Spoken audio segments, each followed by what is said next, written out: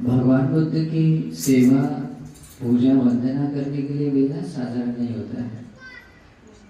जो व्यक्ति ये सौभाग्य पाता है अपने जीवन में बहुत पुण्य कमाता है, बहुत पुण्य कमाता है। तो इसे पुण्य क्रियाओं के साथ में आपने ये मंगल कार्य किया है और अपना ये इन दोनों का भी वैवाहिक जीवन और भी पुण्य में बनता रहे और ये पुण्य उनके जीवन को सुखी बनाने के लिए हेतु बने। इस सद्भाव से ये बुद्ध पूजा का आयोजन किया था और सचमुच ऐसा ही होता है। हर व्यक्ति की जीवन धारा अपने अपने कर्म के अनुसार चलती है। यहाँ कोई व्यक्ति दूसरा कर्म करे और फल किसी दूसरे को मिले, ऐसा कभी नहीं होता। हर व्यक्ति की अपनी अपनी जीवन धारा है और अपने अपने कर्म के अनुसार चलती है। हमने अगर खाना खाया तो हमारा पेट भरता है, तो उसी प्रकार से हम अगर कुछ पुण्य करते हैं तो हमारा जीवन मंगलमय होता है। इसी कारण से हमें पुण्य कर्म करना चाहिए। यहाँ कुछ भी आपको हाथ फैलाने से नहीं मिला है। यहाँ आज जो कुछ भी है, जो भी है, अपने व्यक्तिगत किए गए पुण्य से है, अपने पुण्य कर्मों से आप यहाँ पर हैं और इस कारण से भी पुण्य कर्म करना चाहिए। पुण्य कर्म करने के लिए कभी आप लोगों को भय नहीं होना चाहिए। भगवान बुद्ध ने कहा है, महाभिक्खवे पुण्य सहायतम। इसका मतलब होता है भगवान कहते भिक्षुओं, ये जो पुण्य कर्म है, इस पुण्य कर्म को लेकर कभी भी भयभीत नहीं होना है। सुख से तम भिक्खवे अधिवचनम। ये जो सुख है उसका दूसरा नाम है पुण्य कर्म। जो सुख हमें बहुत ही उसको कहते हैं इठाय कंकान बना, जो हमें बहुत ही इष्ट लगता है। हम सुख की कामना करते हैं। सुख किसे पसंद नहीं है? सभी लोग चाहते हैं कि हमारा जीवन सुखी बने। अभी आप लोगों ने अपना जीवन शुरुआत किया है इसी भाव से कि हमारा आगे का जीवन सुखमय बने। हमें इष्ट है, हमें इसकी कामना करते हैं। बहुत प्रिय लगता है, सुख हमें प्रिय लगता है। जिन जिन चीजों में हमें सुख लगता है, जैसे कि अगर आपको अच्छे कपड़े पहनना उसमें सुख लगता है, अच्छे घर में रहना सुख लगता है, घर में जो प्रेम करने वाले लोग होना, परिवार होना सुख है ना? और भी उपयोग में लाने वाली चीजें होती हैं, वो सब चीजें होना क्या है? सुख है। अगर हम वही चीज पाने के लिए कोशिश करेंगे तो हमें वो चीज मिलेगी ही, ऐसा नहीं है। क्योंकि वो चीज मिलने के लिए चाहिए होता है पुण्य। अच्छा घर मिलता है, क्यों मिलता है? पुण्य चाहिए। आपको अच्छा खाना मिलता है, सभी लोग एक जैसा खाना खाते हैं क्या? नहीं खा सकते। अच्छा खाना चाहिए तो पुण्य लगता है। आप जो कुछ भी सुख की कामना करते हैं, जिसमें सुख देखते हैं, और वो सुख मिलता है अपने पुण्य से। इसलिए भगवान बुद्ध कहते हैं, महाभारत भिक्खवे पुण्य से। पुण्य कर्म को लेकर कभी भयभीत नहीं होना है। जो सुख आपको बहुत ही इष्ट कांत मनाम लगता है, जो हमेशा चाहते हैं वो सुख मुझे मिले, वो सुख मिलता है अपने पुण्य कर्म से। तो इसलिए भी पुण्य कर्म करना चाहिए। जिस व्यक्ति के पास में खेती नहीं होती है और समझो बीज है, वो बीज लेकर घूम रहा है, अभी उसको खेती नहीं है, तो बीज बो सकता है क्या? नहीं बो सकता है। और समझो किसी के पास बीज भी नहीं है, खेती भी नहीं है, और फिर बीज में खेत में बीज का बोना, उससे वो भी नहीं होगा, तो क्या वो बहुत बड़ी मात्रा में कोई धान्य पा सकता है क्या? नहीं पा सकता है ना? लेकिन आपका हमारा सौभाग्य है, हम सबका सौभाग्य ये है कि हम अभी भगवान बुद्ध के परिनिर्वाण के बाद भी क्यों न हो, भगवान बुद्ध के परिनिर्वाण के बाद भी क्यों न हो, हम भगवान बुद्ध का शासन रहते समय मनुष्य रूप में आए हैं, मनुष्य रूप में आए हैं, और हमारे पास में वो चीजें हैं जैसे कि भगवान बुद्ध है, भगवान बुद्ध का धम्म है, भगवान बुद्ध का श्रावक संघ है, यानी कि पुण्य क्षेत्र है। अभी इस भगवान बुद्ध को भूल करके जो भी आप छोटा सा भी कोई पुण्य का बीज आप से रोपित करेंगे, जो भी है कोई भी छोटा बीज, जैसे छोटे बीज के रूप में क्या है, जब आप सुबह सुबह आप उठते हैं, जानते हैं, आंखें खुलती हैं और आपको भगवान याद आते हैं। जिस जगह पर भगवान होते हैं वहां जाकर आप भगवान को ऐसे हाथ जोड़कर वंदन करते हैं और भगवान अरसम्यक संबुद्ध को मेरा नमस्कार है। ये श्रद्धा का बीज अपने भगवान बुद्ध को बोल करके पुण्य क्षेत्र में वो बीज क्या किया, वपन किया। उसका पुण्य आपको कैसा मिला, आग्रह पुण्य मिलता है। ये साधारण पुण्य नहीं है। आप भगवान को जब हाथ जोड़ते हैं साधारण पुण्य नहीं है, अनंत पुण्य है, और इतना बड़ा पुण्य है कि उसको माप नहीं सकते। तो हर दिन की शुरुआत में अगर आप ऐसा पुण्य कर सकते हैं तो ऐसा पुण्य सबको नहीं मिल सकता। देखिए भगवान के प्रति सभी लोग श्रद्धावान है क्या, नहीं है।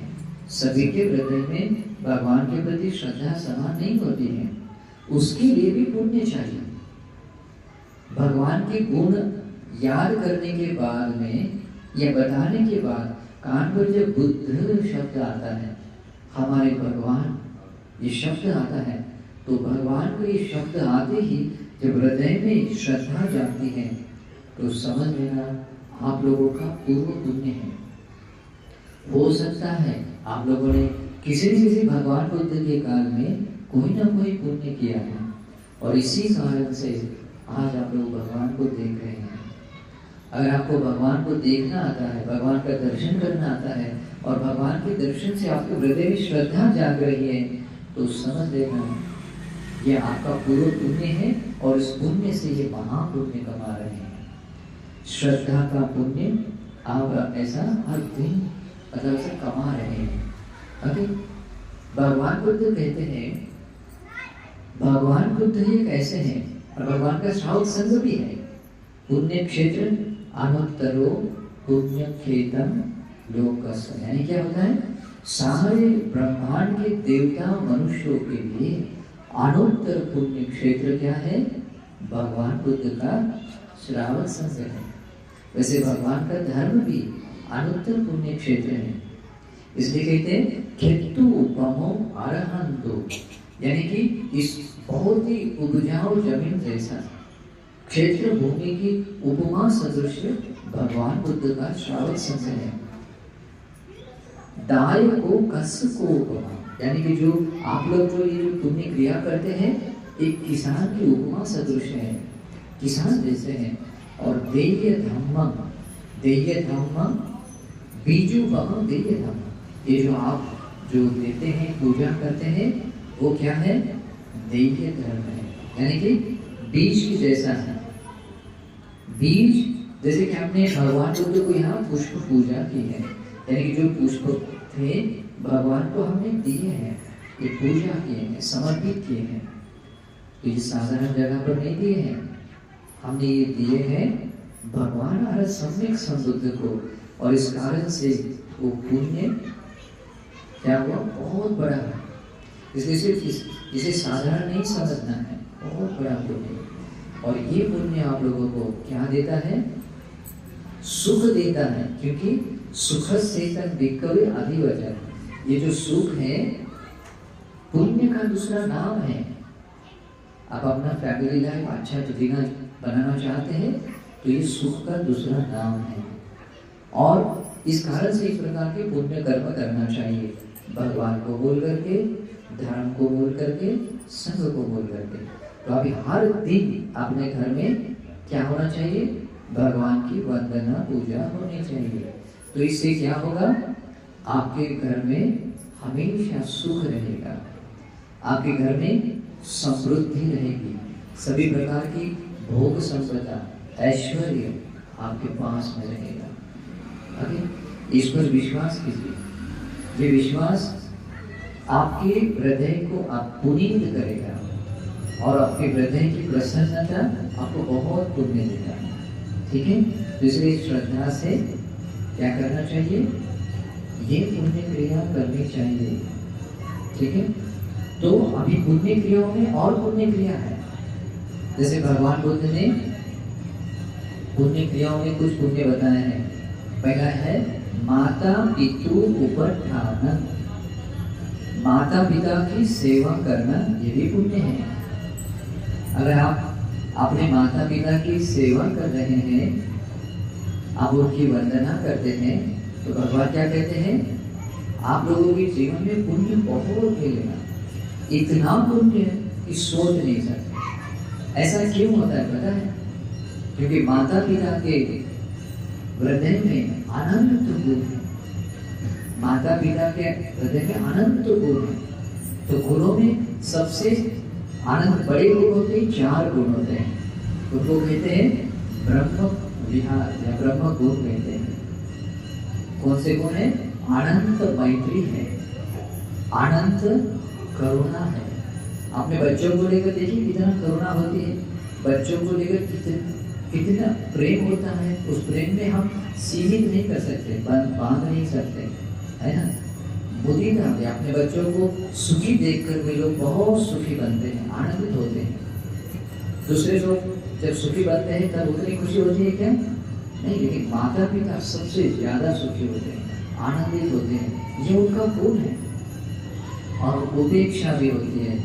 अगर बच्चों को लेकर कितना भी दुख क्यों ना मिला, वे लोग कभी भी अपना प्रेम कम नहीं करते, वो हमेशा वैसे ही बनाए रहते हैं। तो ऐसे माता पिता के प्रति कोई व्यक्ति सेवा वंदना पूजा करता है, ये क्या है? पुण्य है। और ये पुण्य किसका नाम है? सुख का नाम है। और भगवान बुद्ध क्या कहते हैं फिर? जिस घर में माता पिता की वंदना पूजा की जाती है, जिस घर में माता पिता को वस्त्र दिए जाते हैं, भोजन दिया जाता है, पीने के लिए पानी हो, स्नान करने के लिए पानी हो, या और भी तरह तरह की सेवा दी जाती है, तो भगवान बुद्ध कहते हैं उस व्यक्ति के जीवन में बहुत पुण्य मिलता है और उस कारण से उस घर में हमेशा सुख और समृद्धि रहती है। जिस दिन माता पिता का अवमान होना शुरू हो जाता है, उसकी अवनति होना शुरू हो जाती है, उसका पतन होना शुरू हो जाता है।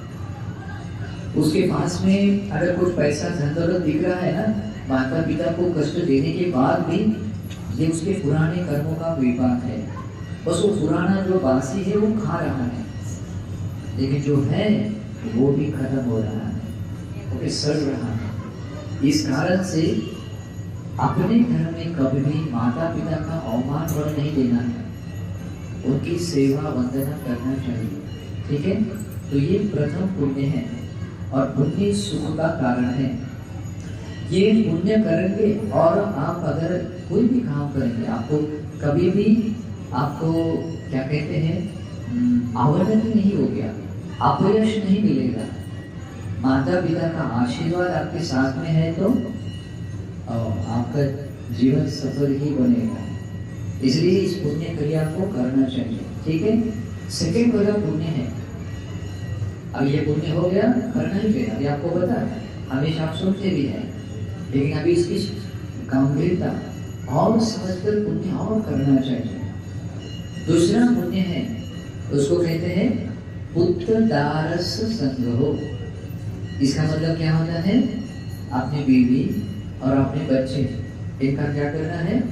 धर्म के अनुसार भरण पोषण करना है। ये पुण्य है।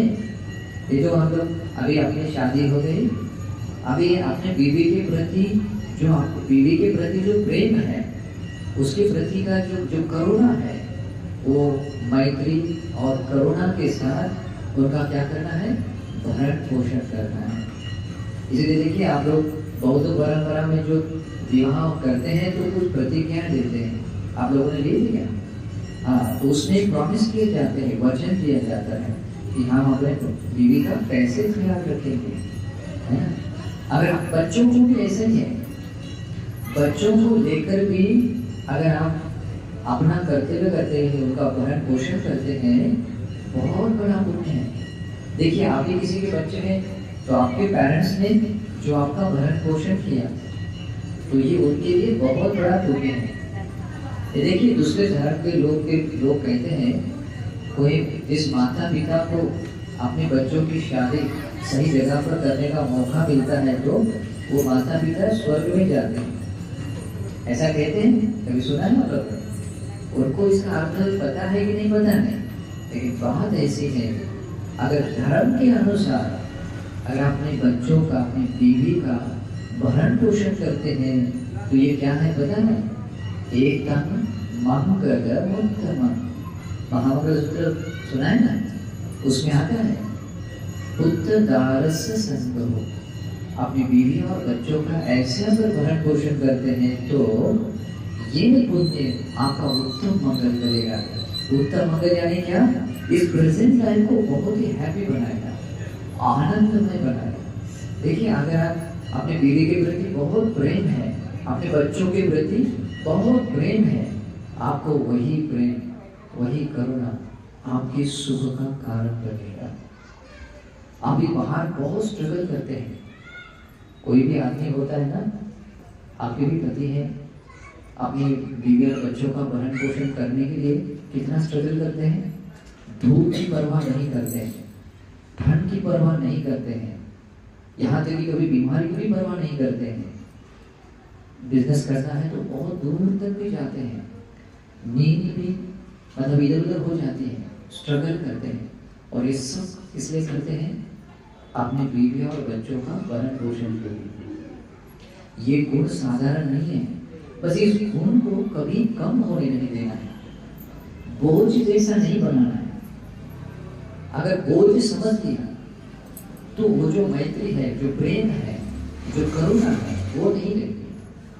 अगर प्रेम नहीं, करुणा नहीं, वो पुण्य चेतना नहीं होगी, यानी कि वो कुशल चेतना नहीं रहेगी और इस कारण से वो पुण्य नहीं मिलेगा।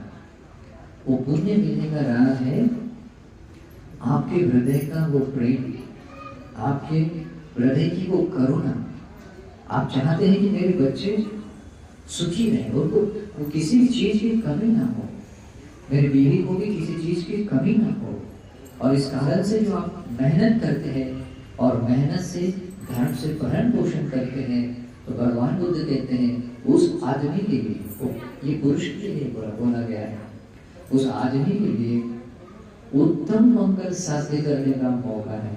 इसलिए घर गृहस्थ जीवन जीने में भी अगर धर्म साथ में है तो ऐसा जीवन सुखी बना सकते हैं। कितना सुंदर है। तो आपकी ड्यूटी है ये मंगल साध्य करना है और ये पुण्य कमाना है। ये पुण्य आपके पास में है तो आप अपनी इस प्रेजेंट लाइफ को बहुत हैप्पी बना सकते हैं। अगर ये धर्म आप निभा नहीं रहे, अपनी बीवी का सही तरीके से भरण पोषण नहीं कर रहे, बच्चों की ओर ध्यान नहीं दे रहे, तो आप अपने पुण्य को, जैसे कि आदमी के पास में खेती है लेकिन उसको कोई बीज नहीं डाल रहा है तो उसको कुछ मिलेगा क्या? नहीं। वैसे ही उस व्यक्ति का जीवन कोरा बनता जाएगा।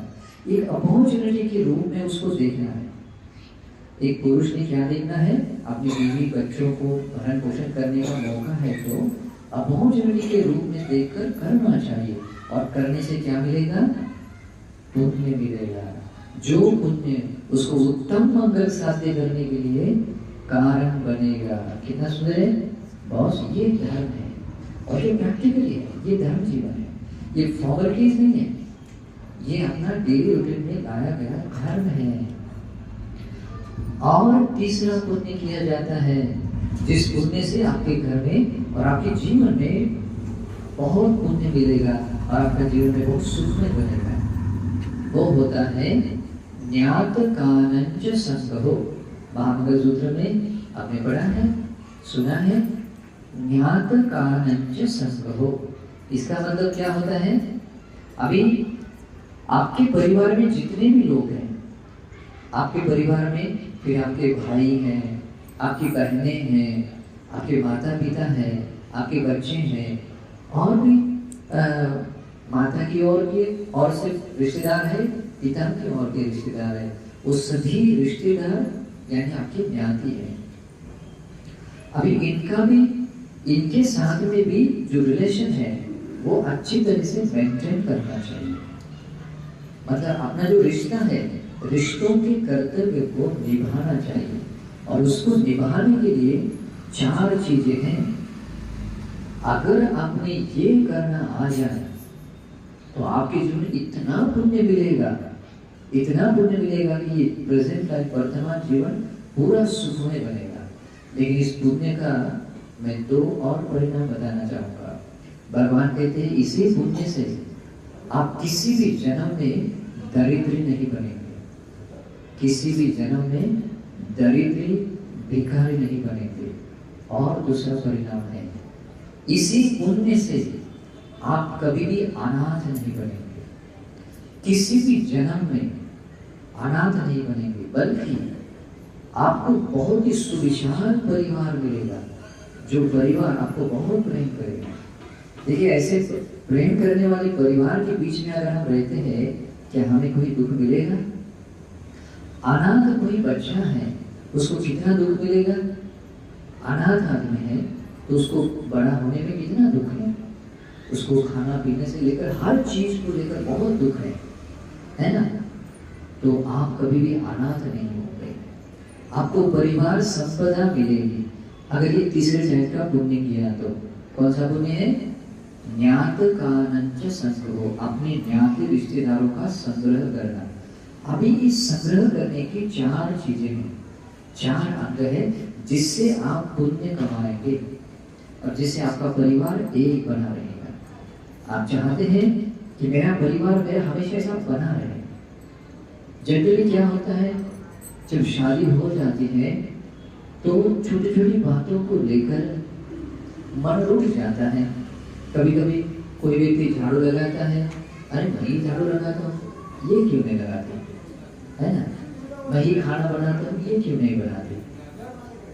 कि छोटी छोटी बातों को लेकर क्या होता है, मन रुक जाता है।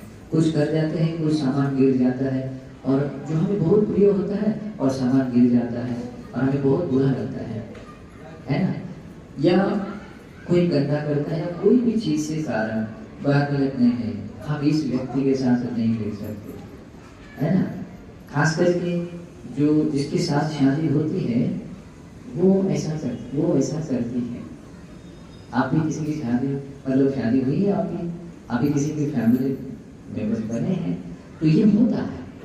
लेकिन ऐसे होने से जब आप अलग हो जाते हैं, बहुत बड़ा सौभाग्य हाथ से खो देते हैं।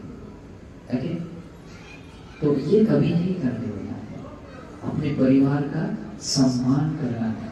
और ये पुण्य साधारण नहीं है, इस पुण्य की जो गंभीरता, डेप्थ है, बहुत बड़ी है। भगवान क्या कहते हैं पता है? अपने, उसको बोलते पाले में कूले जेठा बच्चा ही नो होते। इसका मतलब क्या होता है? अपने घर के जो कुल परिवार के जो अपने से जो ज्येष्ठ लोग हैं, उनका सम्मान करना, उनका गौरव करना, उनकी सेवा करना, उनको जो भी चीजें हैं वो देने का सौभाग्य मिलना, ये होता है जेठा बच्चा ही होते। अपने कुल में ज्येष्ठ लोगों का सम्मान करना आना चाहिए। और ये पुण्य क्या देता है पता है? ये एक पुण्य है जो आपको किसी भी जन्म में, ये पुण्य रहे, जब तक रहेगा तब तक आप कभी भी नीच नहीं बनेंगे, आप कभी भी नीच नहीं बनेंगे। और हो सकता है जिस कुल परंपरा में भगवान बुद्ध जन्म लेते हैं, उस कुल परंपरा में आपका जन्म होगा। कितना अच्छा है? तो ये पुण्य हाथ से आप खो देते हैं, इसलिए छोटी छोटी बातों को लेकर। पहले तो शुरू से तो करते हैं नहीं हम तो ऐसे रहेंगे, लेकिन मन मुटाव आ जाता है, बाद में सहन करने की क्षमता टूट जाती है और बोलते कि नहीं अभी सहा नहीं जाएगा, है ना? और बाद में हम अलग हो जाते हैं। लेकिन वही बात अगर सहन कर लेते हैं, इतना पुण्य मिलेगा आपको इस अनंत संसार में एकदम सुख से अपनी जीवन यात्रा चलाने के लिए ये पुण्य काम आएगा। कितना अच्छा है? तो इसलिए अपने मिले हुए सौभाग्य को वृत्ति में नहीं मिलाना है। अपने परिवार का धर्म जो कर्तव्य है निभाना है। इसलिए अगर आप लोग चाहते हैं कि मेरा परिवार ऐसा एक होकर हमेशा रहे, वो कभी न बिखरे, अगर ऐसा चाहते हैं तो ये क्वालिटी को याद रखो। 4 क्वालिटीज हैं। उसमें सबसे पहला क्वालिटी आता है प्रिय वचन। क्या है?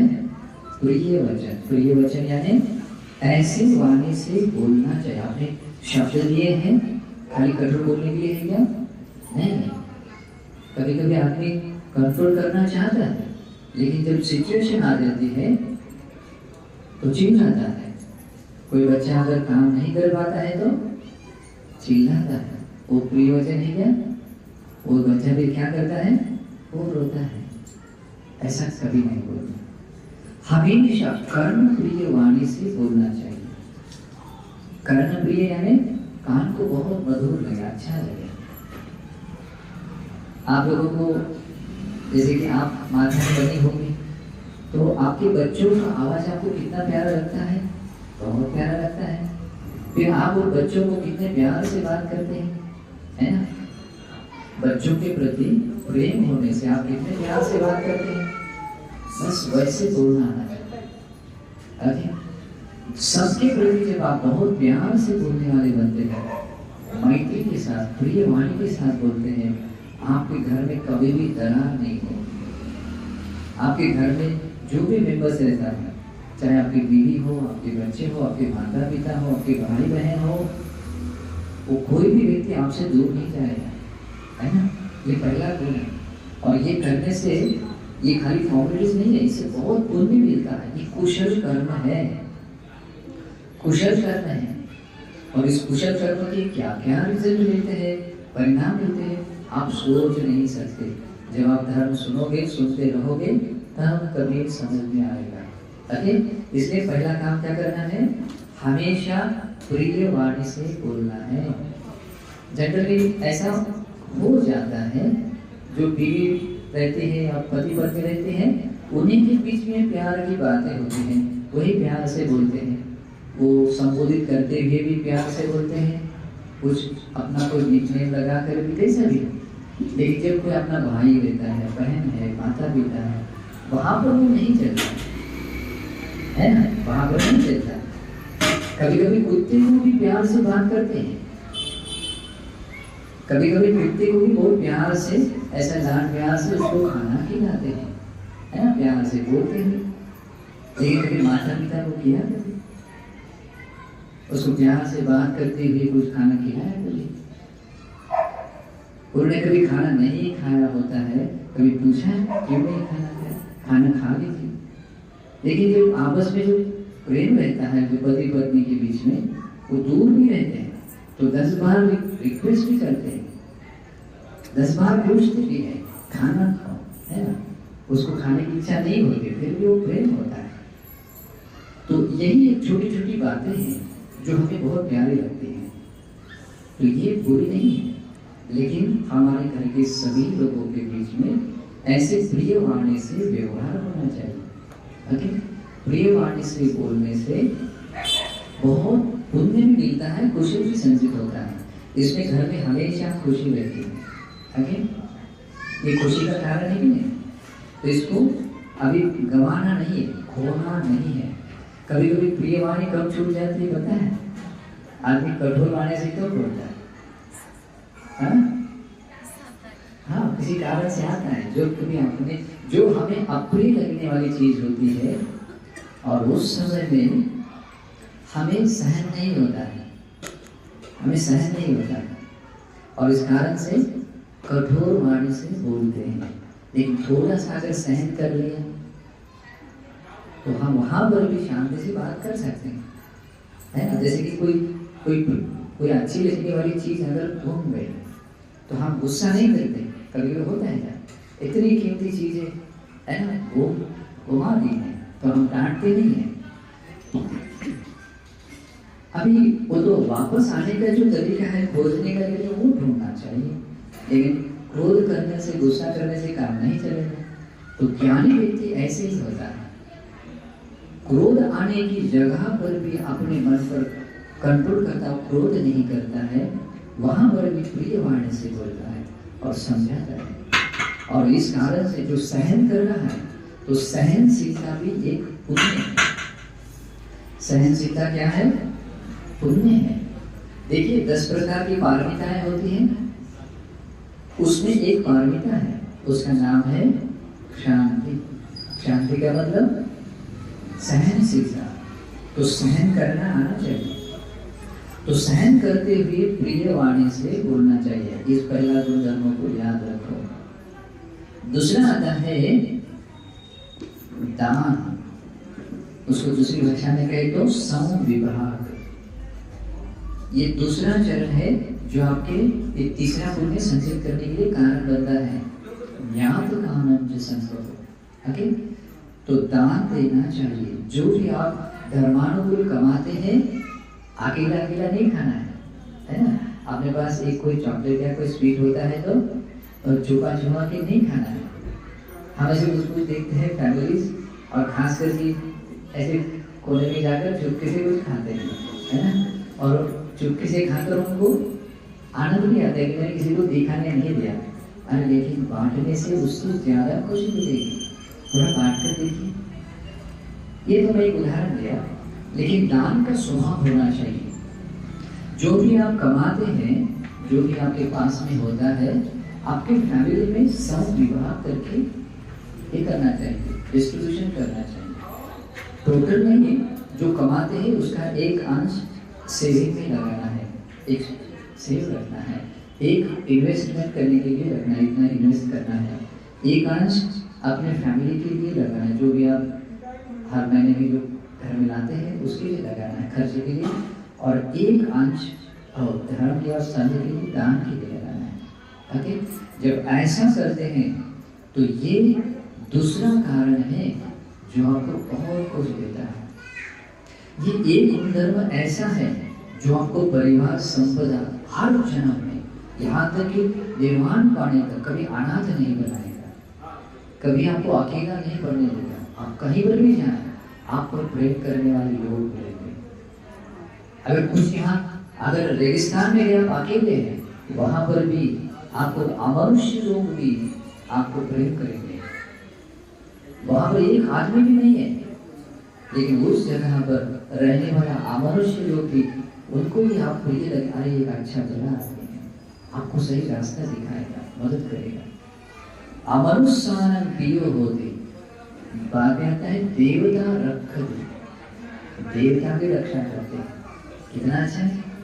तो ये धर्म साधारण नहीं है, दान देना सीखना चाहिए।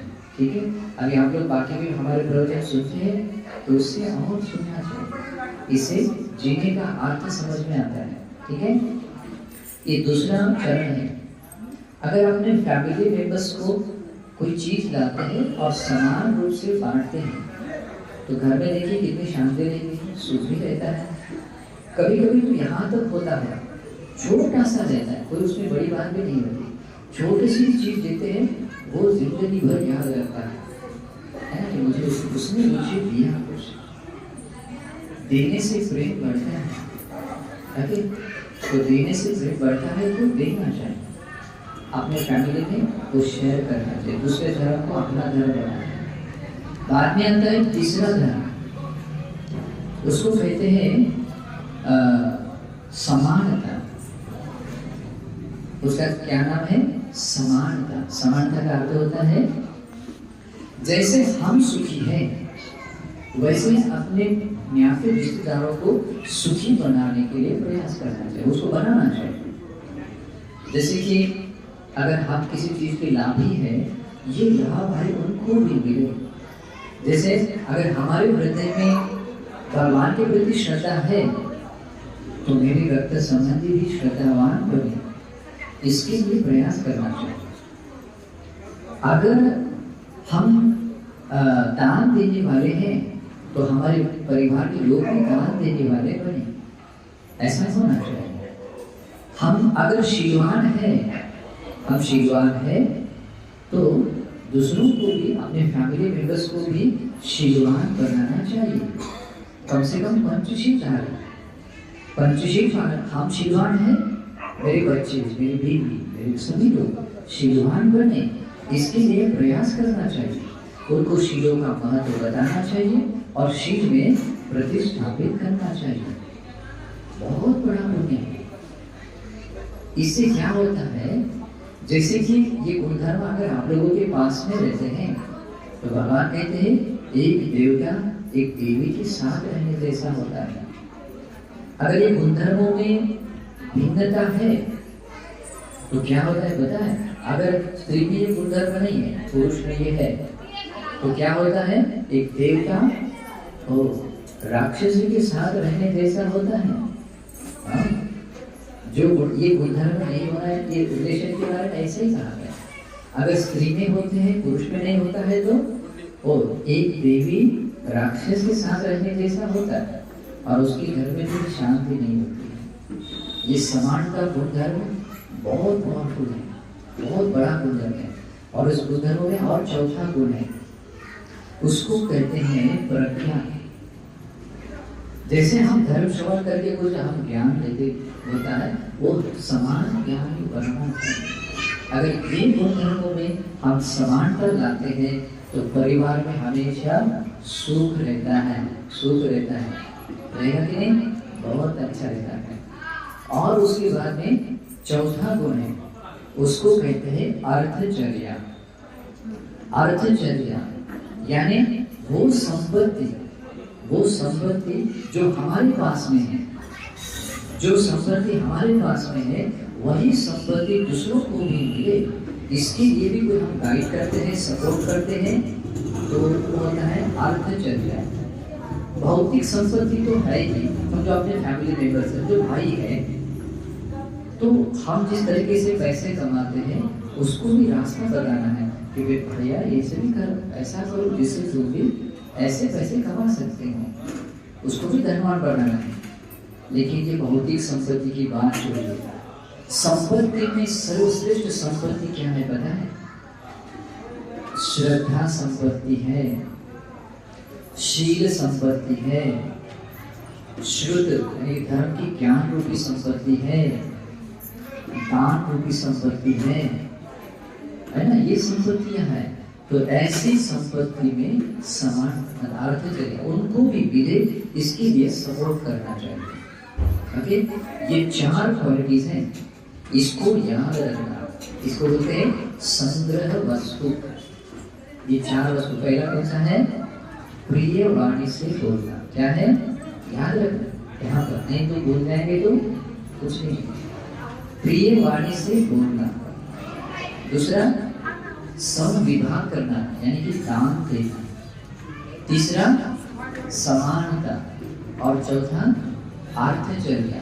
ठीक है, यानी जो भी अर्थ धन संपत्तियों को लेकर है वो समान रहने के लिए आध्यात्मिक धन और भौतिक धन, उसको पाने के लिए एक दूसरे को सहायता मदद कर रहे हैं। ये चार गुण धर्मों से आप अपने फैमिली मेंबर्स में जो भी ड्यूटी निभाएंगे, इससे इतना पुण्य मिलेगा, इतना पुण्य मिलेगा, ये पुण्य आपको निर्वाण पाने तक सुखी बना सकता है। और ये पुण्य अगर आपके पास में है, आपका जीवन सुख में है, मंगलमय है। ओके, और ये मंगलमय बनेगा तो ये उत्तम मंगल है, प्रेजेंट लाइफ को भी बनाता है और फ्यूचर लाइफ को भी बनाता है। तो ऐसा जीवन जिसको जीना आ जाता है वो व्यक्ति बहुत कुछ पा लेता है। अगर हमने ऐसा नहीं किया और नहीं किया, पुण्य नहीं किया, तो नुकसान किसका है? खुद का है, खुद का नुकसान है। हमारे पास में अगर पुण्य नहीं है, समझो आप यात्रा के लिए निकले हैं, यात्रा के लिए निकले हैं और यात्रा करते करते आपको ऐसा रेगिस्तान लग गया है ना, जहाँ पर ना छांव है, ना खाना है, ना पानी है, ना कुछ है, ना कुछ, ना आदमी है।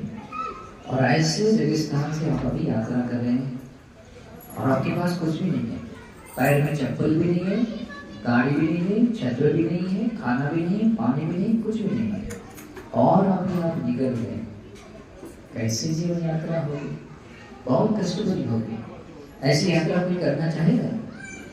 हर कोई व्यक्ति चाहेगा कम से कम चलने के चप्पल तो हो, चप्पल मिलेगा तो चोर सोचेगा कम से कम साइकिल तो हो, साइकिल मिले तो कम से कम मोटरसाइकिल हो। अगर मोटरसाइकिल से भी दूर करते हैं कम से कम छोटी सी कार, नैनो कार हो, छोटी सी लेकिन कार हो, और कार भी तो और भी अच्छी मर्सिडीज टाइप, लग्जरीज टाइप कोई कार हो, इससे भी साथ उसके अंदर रखने की फ्लाइट हो, है ना, एयर कंडीशन अच्छी हो। यात्रा में फर्क आएगा, जरूर आएगा। अगर आप चप्पल पहनकर चलेंगे उसका भी एक सुख है, बिना चप्पल से तो अच्छा है, लेकिन समझो कुछ भी नहीं है तब सोचिए कैसी यात्रा है। और ऐसे ही होता है, जब आप लोगों के पास पुण्य नहीं है तो जीवन यात्रा ऐसे ही कष्ट है। तो आपकी जीवन यात्रा कष्ट में नहीं बना। ये जो आपने अभी अपना वैवाहिक जीवन अभी अच्छा शुरू किया है, जो भी स्टार्ट किया है, तो उसको अगर इस यात्रा को मंगल में बनाना है तो एक ही चीज होना चाहिए। क्या होना चाहिए? पुण्य होना चाहिए। ओके, और पुण्य क्रियाओं में मैंने कितने पुण्य बताए? पहला कौन सा पुण्य बताया मैंने? पहले हमें बुद्ध धर्म संघ मिले हैं तो उनको भूल करके पुण्य करना चाहिए, पहला पुण्य। सेकेंड वाला, माता पिता की सेवा करना चाहिए। तीसरा पुण्य, ज्ञात कानंच संग हो, ज्ञाति रिश्तेदारों का, अपने फैमिली मेंबर्स जितने भी है उनका धर्म से संग्रह करना है, इससे बहुत पुण्य मिलेगा। और इस ऐसे जीवन जीते हुए हमारे जीवन में क्या रहेगा? धर्म रहेगा। हम अधर्म पापी जीवन नहीं जिएंगे, और इसी से हमारे पास बहुत पुण्य रहेगा। और वो पुण्य संपदा हमें जन्म जन्म में सुखी बनने के लिए कारण बनेगी। देखिए, ये गृही जीवन जीते हुए भी धर्म का आचरण करते हैं, इतना मंदिर है। सोचिए, अगर आप लोग भिक्षु बनते हैं, भगवान ने बताया धर्म के अनुसार जीवन जीते हैं, कितना मंदिर है। परमार्थिक धर्म उससे श्रेष्ठ है। तो ये गृही जीवन जीते हुए भी क्यों हो, अपने जीवन में धर्म होना चाहिए। धर्म रहेगा, आपका जीवन सुख में रहेगा। इसलिए भगवान बुद्ध कहते हैं, धम्मो हवे रखति धम्मचारी। आपके द्वारा आचरण में लाया गया धर्म आपकी रक्षा करेगा। धम्मो शुचि में सुख मावहाति। अगर ऐसा आप धर्म जीवन जी रहे हैं तो आप जैसे जैसे धर्म जीवन जिएंगे आपके साथ में सुख भी आपके साथ में रहेगा। ऐसा कभी नहीं होगा कि आप धर्म जीवन जिएंगे और आपके जीवन में दुख रहेगा। ओके, धर्म अगर आपके साथ में है तो आपका जीवन के साथ साथ में क्या है? सुख भी है। सुख मावहाति, सुख भी आपका आरोहण करेगा। कितना अच्छा है, बहुत अच्छा है। और भगवान कहते हैं ये तो शुभ घटना मिलता ही है, लेकिन वो व्यक्ति कभी भी दुर्गति में नहीं जाता, है ना। न दुर्गति गच्छति धम्मचारी। इसका मतलब क्या होता है? धम्मचारी व्यक्ति कभी भी दुर्गति में नहीं जाता है। इसका मतलब उसका होल जीवन, संपूर्ण जीवन क्या हो गया? और सुखी हो गया, सफल हो गया। तो ऐसे होता है वैवाहिक जीवन सुखी, ऐसे होता है अपना गृही जीवन सुखी। कितना सुंदर है। और ये सुख का राज है। लेकिन आदमी क्या करता है पता है? आदमी बहुत ही मायावी होता है, अपने बुद्धि का उपयोग नहीं करता है। जैसे बंदर जैसा, बंदर क्या? बंदर के सामने अगर इधर केला रखा जाए और इधर 1 लाख रुपए रखे तो बंदर क्या चूज करेगा? है ना, उसको 1 लाख का महत्व समझ में आएगा। वो सोचेगा केला है, वो केला पकड़ेगा, लेकिन उसको पता नहीं है उस 1 लाख रुपए से कितनी बार केला खाएगा। तो आदमी ऐसे ही अपनी मति ज्ञान का उपयोग नहीं करता। ये जो फैमिली है ना, बहुत ही मतलब पुण्य का स्रोत है। भगवान बुद्ध, धर्म, संघ, माता पिता, बीवी, बच्चे, न्याति रिश्तेदार, ये सभी क्या है पता है? पुण्य करने के स्रोत हैं। और आदमी क्या करता है पता है? ये इसकी हम उपेक्षा करता है, छोड़ देता है। और जैसे कि वो बंदर ने केला पकड़ने जैसा आदमी किसी न किसी स्वार्थ में गिर कर जाता है, या किसी न किसी अपने स्वार्थ के लिए कुछ भी कर देता है। और जिस व्यक्ति ने अपना धर्म छोड़ दिया, माता पिता की सेवा करना छोड़ना यानी धर्म छोड़ दिया। और जो व्यक्ति ऐसा धर्म छोड़ देता है उस व्यक्ति का जीवन मतलब क्या होता है? नरक से भी बदतर हो जाता है। तो ऐसा अपने जीवन को ऐसा नरक नहीं बनाना, जीवन को स्वर्ग जैसा बनाना है। तो ये मिले हुए सौभाग्य को समझकर धर्म कार्य करना चाहिए, पुण्य करना चाहिए। ठीक है, पुण्य करना चाहिए। अभी मैंने बहुत सारे पुण्य बताए, अभी इस पुण्य कार्य में एक पुण्य और बताता है जो खास करके लेडीज लोगों के लिए होता है। ओके, जनरली लेडीज लोगों का मन इतना स्ट्रांग नहीं रहता है, दुर्बल रहता है। वो भले ही आप लोग समझेंगे हम तो बहुत स्ट्रांग है, लेकिन दुर्बल रहता है। ओके, अभी दुर्बल किस बात से रहता है? छोटी छोटी बातों पर कुछ ना कुछ क्लेश पैदा हो जाते हैं। ईर्ष्या जागना, द्वेष जागना, क्रोध जागना, या और भी तरह तरह के अकुशल की ओर ऐसा चित्त झुकना थोड़ा ज्यादा मतलब क्या बोलते हैं पॉसिबिलिटी रहती है। ओके, लेकिन उससे ज्यादा आरक्षण करते हैं। अगर कोई व्यक्ति, कोई स्त्री अपने फैमिली मेंबर्स के साथ, जैसे खास करके पति है, और उससे भी ज्यादा आश्रय है बुद्ध धर्म संघ तीन रत्न। अगर तीन रत्नों की शरण ग्रहण करते हुए भगवान की श्राविका के रूप में जीवन जी रही है, बहुत बड़ी सुरक्षा। फिर उसके बाद में आता है पति। पति के प्रति के जो कर्तव्य है, वो कर्तव्य अगर आप करते हैं बहुत पुण्य।